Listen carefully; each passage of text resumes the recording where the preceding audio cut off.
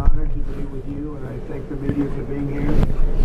We've taken long trips, and this was a long one, but it's been working very well. We're having tremendous meetings with heads of state, with people of very big consequence having to do with war and peace, which is why we're here. And I just want to thank the Secretary General for being with us. We have a few things to discuss. It was a meeting I actually look very forward to. He's doing a fantastic job. We've been friends.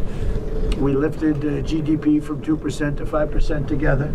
That was done jointly, and it worked out really very well, and we appreciate it, Mark. So we'll be talking about various things. We'll be talking about Greenland. I imagine it may come up in our discussion.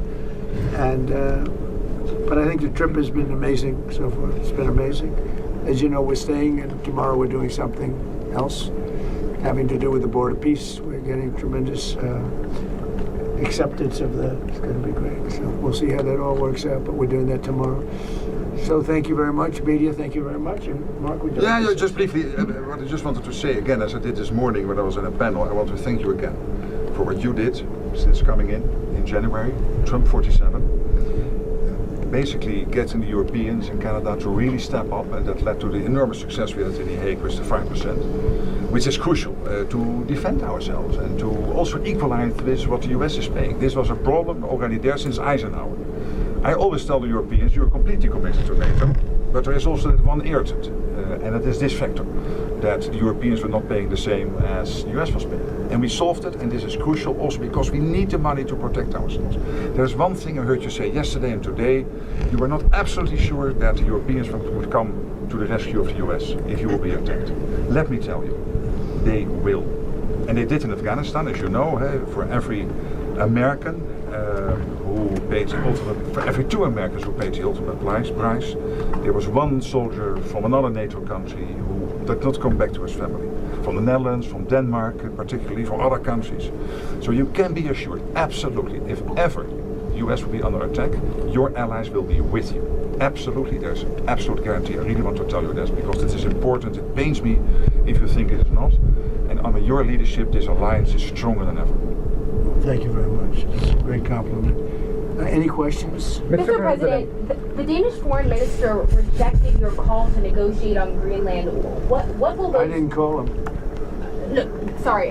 The Danish foreign minister rejected what you said in your speech, that you were hoping to negotiate to acquire Greenland, essentially saying that this is not something that they are willing to discuss. So what will those negotiations look like? Well, they didn't tell me that, so when they tell me, because I don't like getting it secondhand. If he wants to tell me, he'll tell me that to my face. And when will you be discussing this?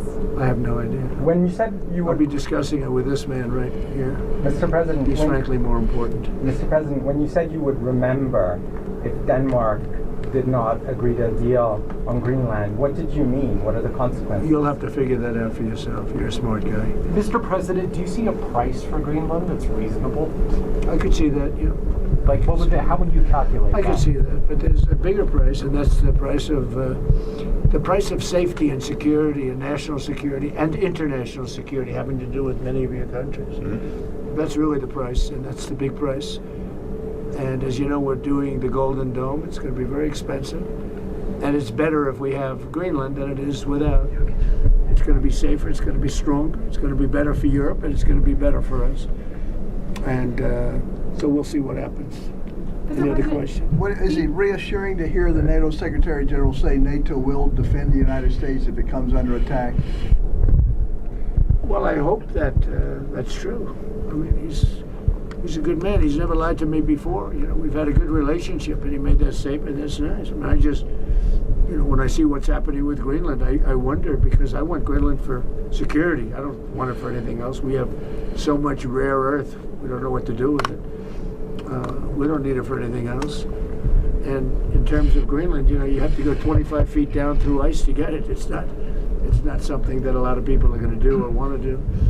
No, this is security we're talking about. And I can say one thing about Mark. He wants security, and he wants security for all of us. I think we're a member of NATO.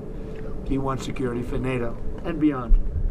So when he says that, Steve, I think it's very nice. Okay? Thank you very much, everybody. Thank you, press. Thank you, press. Thank you. Thank you, press. Thank you, press. Let's go. Let's go.